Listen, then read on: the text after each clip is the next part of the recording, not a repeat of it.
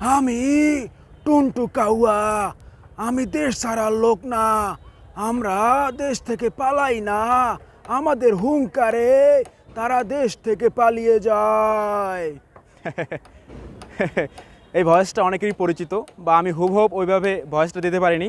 এটা হচ্ছে অনেকে কাউয়া নামে পরিচিত, বা নামটা আমি উচ্চারণ করলাম না, কারণ অপবিত্র মানুষের নাম পবিত্র মুখে উচ্চারণ করা মানায় না।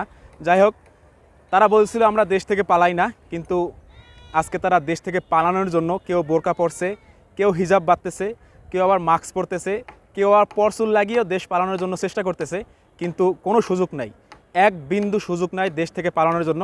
দেখতেছেন পলক, তারপরে ডিবি হারুন থেকে শুরু করে ছাত্রলীগের বিভিন্ন নেতাকর্মী কিন্তু বিমানবন্দর থেকে আটক করতেছে।